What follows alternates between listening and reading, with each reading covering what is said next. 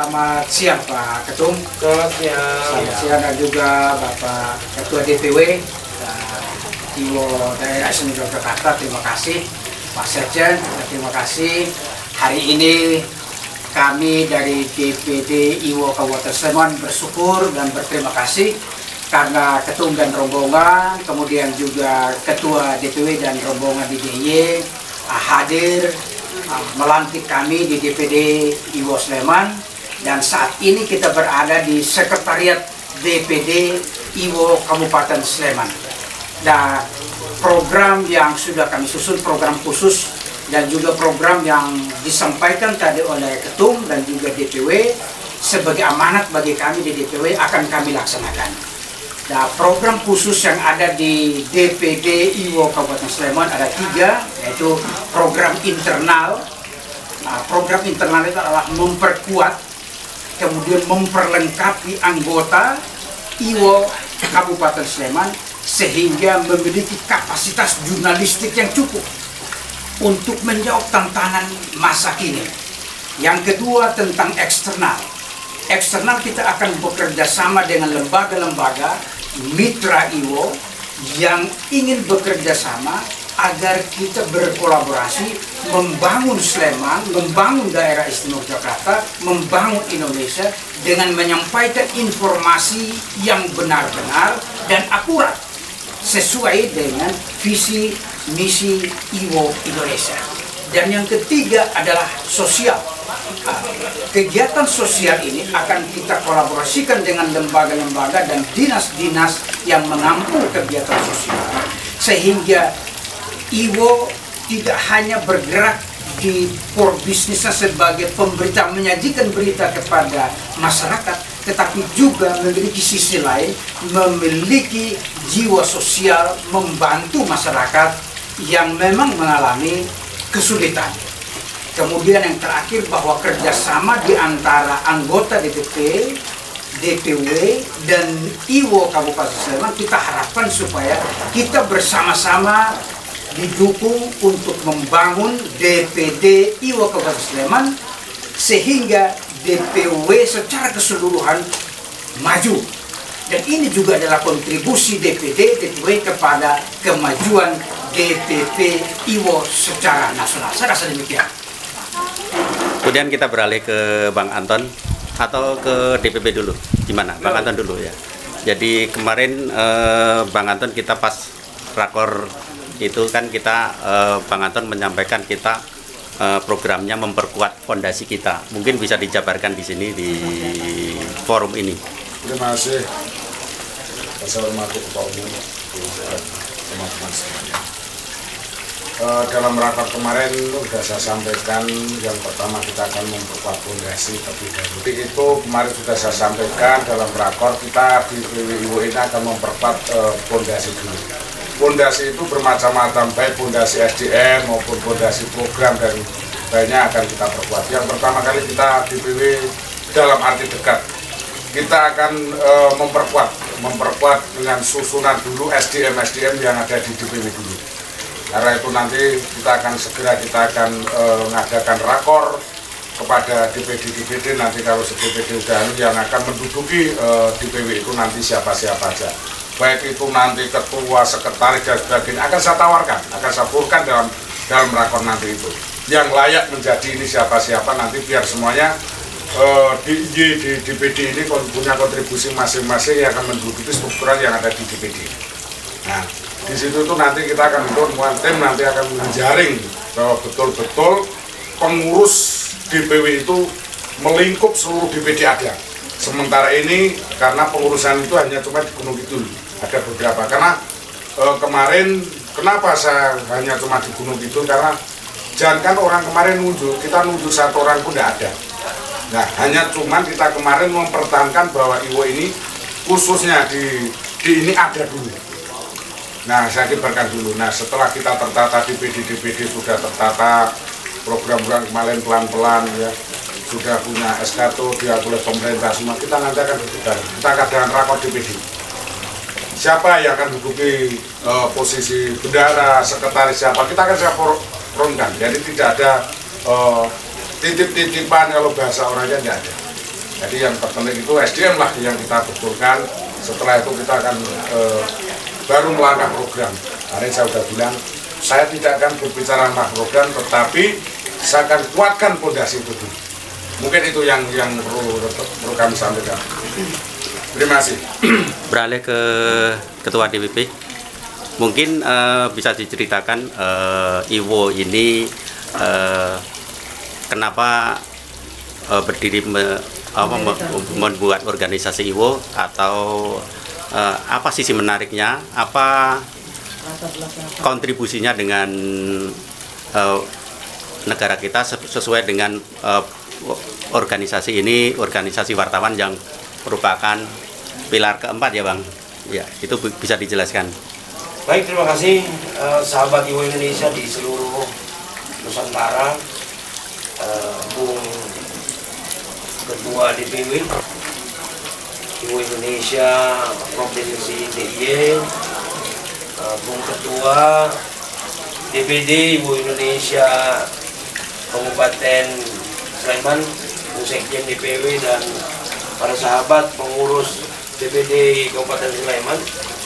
Terima kasih banyak atas kesempatan yang diberikan kepada saya, minimal menjadi pegangan atau landasan para sahabat kenapa ikut serta membangun IWO Indonesia di seluruh Nusantara. Yang pertama, hadirnya IWO Indonesia ini dari bagaimana perubahan digital yang sangat cepat di dunia, bukan cuma di Indonesia, tapi di dunia. Hadirnya media mainstream, media online, ini membuat semua insan pers berupaya bagaimana mendapatkan informasi dan memberikan informasi secara cepat.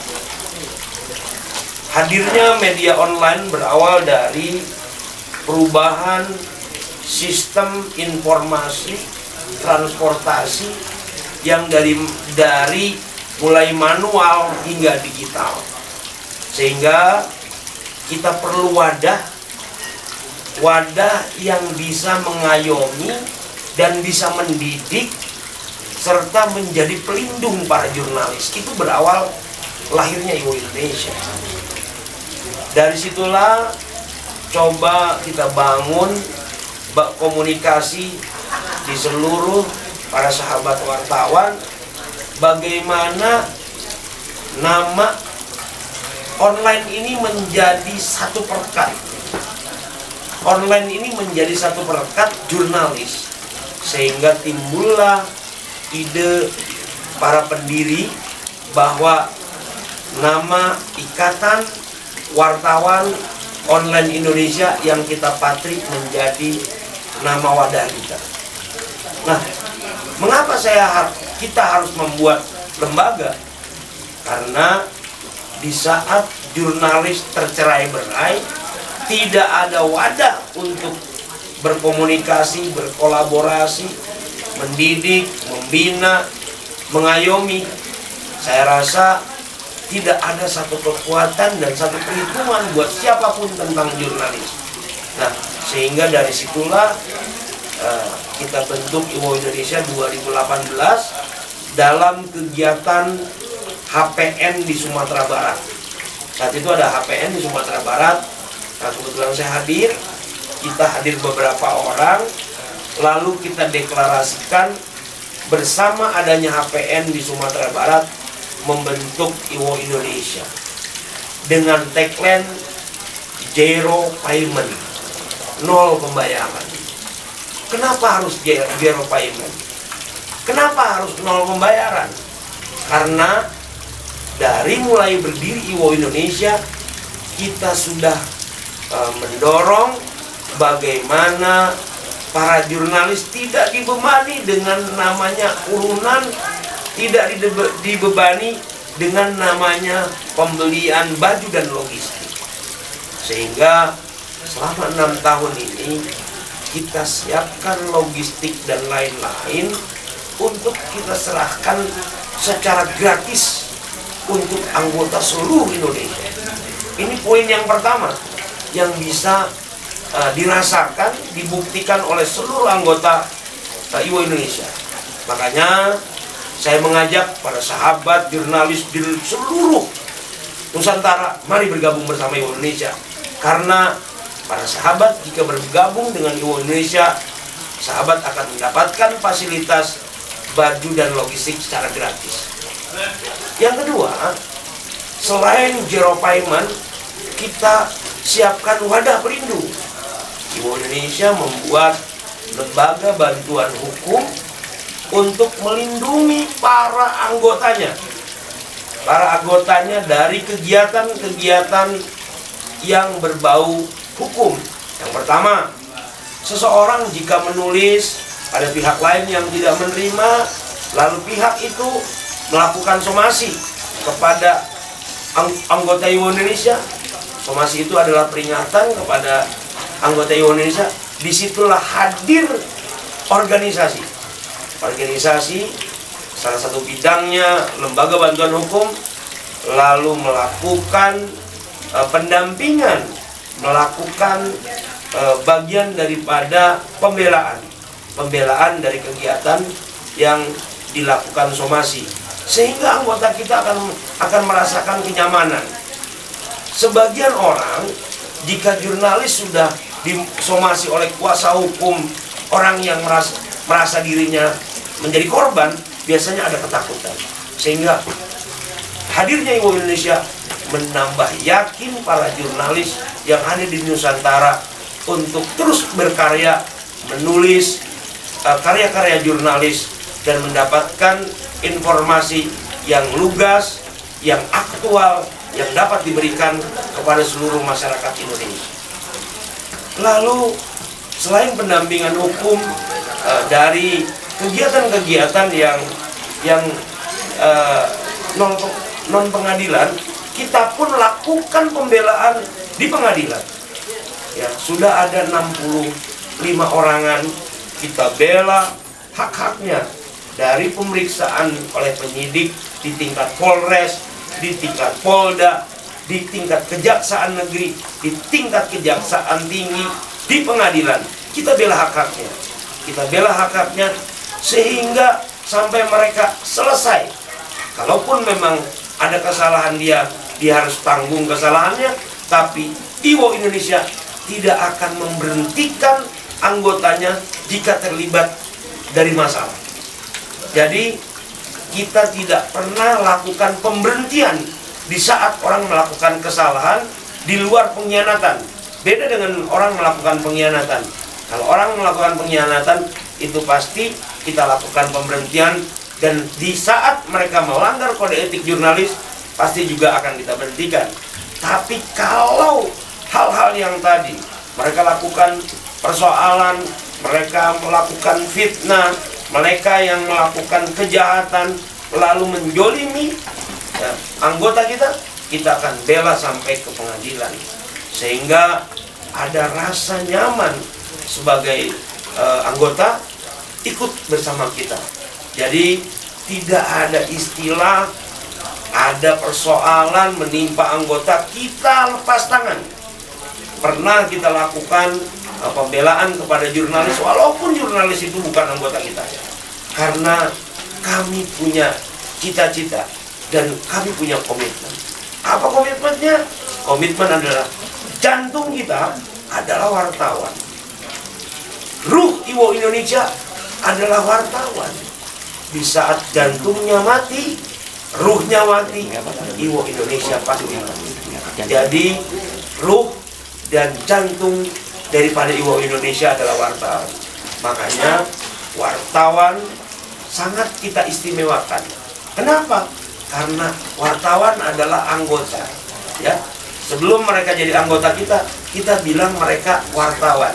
Di saat mereka jadi anggota kita, lalu kita ubah namanya menjadi sahabat IWO Indonesia. Itulah perbedaan IWO Indonesia dengan organisasi lain. Mungkin satu lagi, Bang. Siap. Ini yang menarik, belum disentuh tentang kesejahteraan wartawan.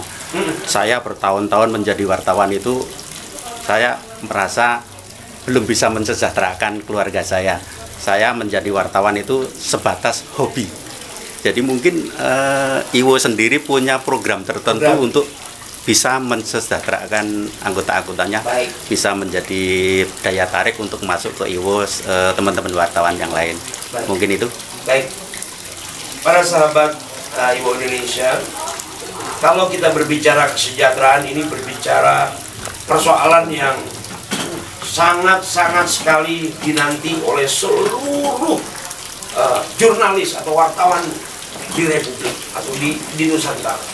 Lalu orang bertanya, bagaimana cara Iwo Indonesia mensejahterakan anggotanya? Lalu saya bilang, hari ini kita belum berbicara sejahtera, tapi kita berbicara legalitas. Lalu orang bertanya lagi, apakah Iwo Indonesia tidak ada aktenya? Saya menjawab ada. Apakah Iwo Indonesia tidak ada HU-nya? Saya jawab ada. Apakah Iwo Indonesia tidak ada SK Kementerian Hukum dan HAM-nya? Ada. Tapi ada satu tahapan yang hari ini untuk mengarah kepada kesejahteraan. Apa itu? Itu kita harus menjadi konstituen atau terverifikasi oleh Dewan Pers. Dan mudah-mudahan di tahun 2024 setelah Iwo Indonesia terverifikasi Dewan Pers lalu menjadi konstituen Dewan Pers, Iwo Indonesia sudah akan menjadi organisasi profesi jurnalis yang diakui oleh negara, oleh badan yang memang bertugas mengayomi organisasi profesi. Nah, disitulah kita mulai titik nol bagaimana kita mensejahterakan para anggota. Lalu ada pertanyaan lagi, sampai kapan itu verifikasi? Kita targetkan verifikasi itu Januari 2024, tinggal menunggu beberapa bulan lagi. Lalu pertanyaan yang sangat mendasar, bagaimana caranya Ketua? Orang bertanya begitu.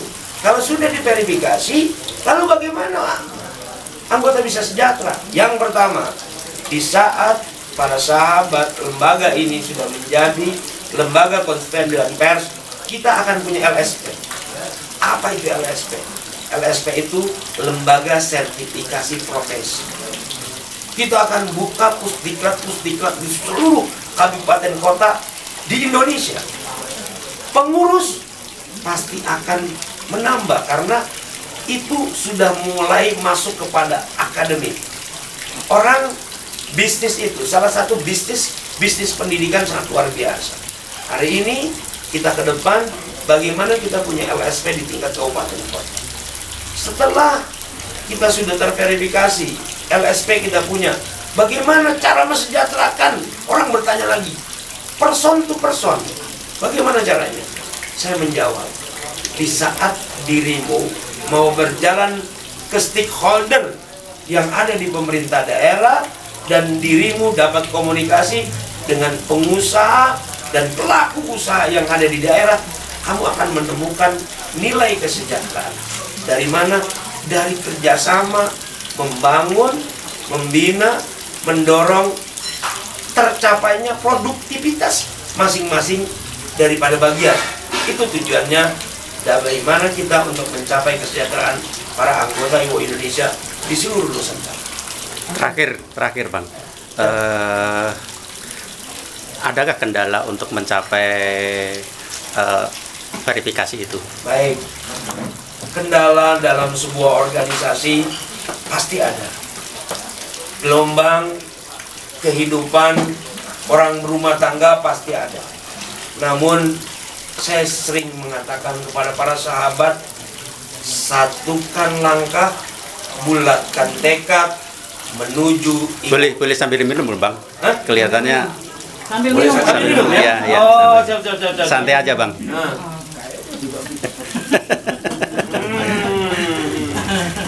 Ya, sering saya katakan kepada para sahabat Iwo Indonesia di seluruh Nusantara,